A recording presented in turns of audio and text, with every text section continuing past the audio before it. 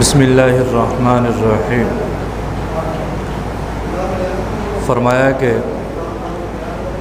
حضرت موسیٰ علیہ السلام اور خضر علیہ السلام کے درمیان جو شرائط طے ہوئے تھے وہ مناسبت و عدم مناسبت کے امتحان ہی کے لیے تو ملے ہوئے تھے، چنانچہ عدم مناسبت جب ثابت ہوئی علیحدگی ہو گئی۔ اسی طرح شیخ اگر کسی مرید کو گو معصیت کا مرتکب نہ ہو بوجہ عدم مناسبت علیحدہ کر دے تو جائز ہے۔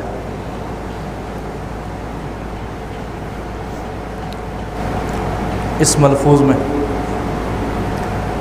حضرت تھانوی رحمہ اللہ تعالی نے شیخ کے حوالے سے ذکر فرما دیا کہ شیخ اپنے مرید کو عدم مناسبت کی وجہ سے علیحدہ کر سکتا ہے، اور دلیل بھی دے دی۔ دلیل کے طور پر حضرت موسیٰ علیہ السلام اور حضرت خضر علیہ السلام کے قصے کو بیان فرما دیا کہ ان کے درمیان بھی عدم مناسبت کی وجہ سے جدائی ہو گئی تھی۔ قرآن پاک کے اندر اس قصے کو ذکر کیا گیا ہے کہ حضرت موسیٰ علیہ السلام خضر علیہ السلام کی ملاقات ہوئی، فرمایا میں آپ کے ساتھ رہنا چاہتا ہوں۔ تو خضر علیہ السلام نے فرمایا آپ نہیں رہ سکتے کیونکہ آپ صبر نہیں کر پاؤ گے۔ تو پہلا تو واقعہ پیش آیا وہ یہی ہوا کہ ایک صاحب جو ملاح تھے کشتی چلانے والے، اس کی کشتی کو خضر علیہ السلام نے عیب دار بنا دیا، اس کو توڑ دیا، عیب دار کر دیا۔ موسیٰ علیہ السلام بول پڑے کہ یہ کیا کیا؟ ایک صاحب ہیں بیچارے غریب ہیں، اپنی روٹی روزی کماتے ہیں کشتی کے ذریعے سے، آپ نے ان کی کشتی کو عیب دار بنا دیا، ایسا تو نہیں کرنا چاہیے تھا، یہ تو آپ نے ظلم کر دیا۔ تو فرمایا میں نے کہا نہیں تھا کہ آپ کا اور میرا ساتھ نہیں چل سکتا، آپ صبر نہیں کر پائیں گے۔ تو بہرحال پھر انہوں نے معذرت کے ساتھ کہا کہ آئندہ میں خاموش رہوں گا، مجھے چلنے دیجیے۔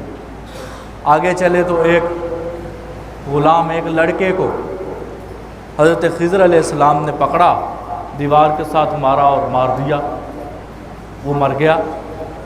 اب پھر حضرت موسیٰ علیہ السلام بول پڑے یہ کیا کیا؟ ایک بچہ ہے چھوٹا، اس کو آپ نے اس کو دیوار کے ساتھ مار کر اس کو مار دیا ہے، یہ تو نہیں آپ نے ٹھیک کیا، یہ اچھا نہیں کیا۔ تو فرمایا میں نے کہا نہیں تھا آپ نہیں چل سکتے، آپ خاموش رہنا، آپ پھر بول پڑے ہو آپ نہیں چل سکتے تھے۔ پھر معذرت کی تو تیسری دفعہ پھر ایک واقعہ پیش آ گیا کہ ایک بستی والوں سے بھوک کی شدت ہوئی، تو بستی والوں سے جا کے کہا کہ ہمیں کھانا کھلا دو، انہوں نے کھانا ہی نہیں دیا۔ تو اچانک ایک دیوار کو دیکھا جو گر رہی تھی، تو خضر علیہ السلام نے حضرت موسیٰ علیہ السلام سے کہا کہ چلو اس دیوار کو سیدھا کر دیں، تو محنت کر کے اس کو سیدھا کر دیں۔ تو حضرت موسیٰ علیہ السلام فرمانے لگے کہ ان بستی والوں نے تو ہمیں کھانا ہی نہیں دیا تھا، کیا ہی اچھا ہوتا ہم دیوار سیدھی کر دیتے، ان سے اجرت لے لیتے، اجرت کیوں نہیں لی؟ اب جب یہ بات ہوئی تو حضرت خضر علیہ السلام نے فرمایا کہ آپ ہمارے ساتھ نہیں چل سکتے۔ پھر بول پڑے، بولنا نہیں تھا، آپ پھر بول پڑے۔ اور موسیٰ علیہ السلام خاموش نہیں رہ سکتے تھے، اس لیے کہ اللہ تعالیٰ نے انہیں علم تشریعی دے رکھا تھا، وہ تو کبھی بھی خاموش نہ رہ سکتے تھے۔ ایسی بات کو دیکھ کر خضر علیہ السلام کو اللہ تعالیٰ نے علم لدنی دے رکھا تھا، اللہ تعالیٰ نے یہ حکمت دے رکھی تھی کہ اس میں کیا کیا حکمتیں تھیں۔ پھر انہوں نے بیان بھی فرما دی کہ یہ جو میں نے پہلے بچے کا آدمی کا جو ملاح کی کشتی کو عیب دار بنایا تھا، کیوں بنایا تھا بتا دیا۔ اس لیے بنایا تھا کہ وہ کشتی چلاتا تھا، وہ دوسرے کنارے پر ایک ظالم بادشاہ تھا، وہ جس کی صحیح سلامت کشتی دیکھتا تھا قابض ہو جاتا تھا، کشتی پکڑ لیتا تھا۔ تو میں نے عیبدار کر دیا کہ عیب والی کشتیوں کو نہیں پکڑتا تھا، تو چلو اس کی روزی روٹی چلتی رہی۔ اگر وہ صحیح سلامت لے جاتا اس طرف تو وہ ظالم بادشاہ اس کی کشتی پکڑ لیتا، وہ بیچارہ کیا کرتا؟ اب موسیٰ علیہ السلام دیکھ رہے ہیں کہ یہ تو بات ٹھیک ہے۔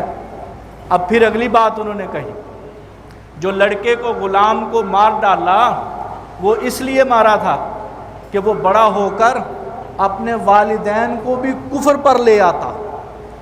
والدین مسلمان تھے لیکن یہ بڑا ہو کر ان کو بھی مجبور کرتا، تو اس کو چھوٹے ہی مار دیا۔ اور تیسرے کے اندر حکمت یہ تھی کہ وہ جو دیوار کھڑی کی تھی اس دیوار کے نیچے یتیم بچوں کا خزانہ تھا، اور اگر وہ گر جاتی تو ظاہر ہے وہ سامنے ظاہر ہو جاتا اور بستی والے اس کو لوٹ لیتے، جو اس کا والد ان کو بتا گیا تھا۔ تو انہوں نے اس کو سیدھا کر کے ان پر کیا کر دیا؟ احسان کر دیا۔ اس میں یہ حکمت تھی۔ تو بہرحال عدم مناسبت کی وجہ سے جدائی کر دی، فرمایا تم میرے ساتھ نہیں چل سکتے، مجھ سے جدا ہو جاؤ۔ اسی طرح شیخ بھی اپنے مرید کو کہہ سکتا ہے، اگرچہ کوئی معصیت نہ ہو، کوئی خرابی نہ ہو، عدم مناسبت ہو، اس کا مزاج نہیں ملتا، تو شیخ کہہ سکتا کہ تم میرے ساتھ نہیں چل سکتے، آپ کسی اور کے بیعت ہو جائیں۔ یہ کہنے میں کوئی حرج نہیں ہے، اس لیے کہ مناسبت نہیں ہے، تو دلیل دے دی۔ یہ قرآن پاک کے اندر پورا قصہ موجود ہے۔ تو بہرحال شیخ کو یہ حق حاصل ہے، اس لیے شیخ کا ادب احترام کیا کریں، خیال کیا کریں، اپنے پیر کا خیال کرنا چاہیے، اس کے مزاج کا خیال کرنا چاہیے۔ اگر آپ خیال نہیں کہیں گے تو وہ کر سکتا ہے، جدا کر سکتا ہے، پھر آپ نفع سے محروم ہو سکتے ہیں۔ اللہ تعالیٰ سے دعا ہے کہ اللہ تعالیٰ ہمیں سمجھ کی توفیق عطا فرمائے۔ الحمدللہ رب العالمین۔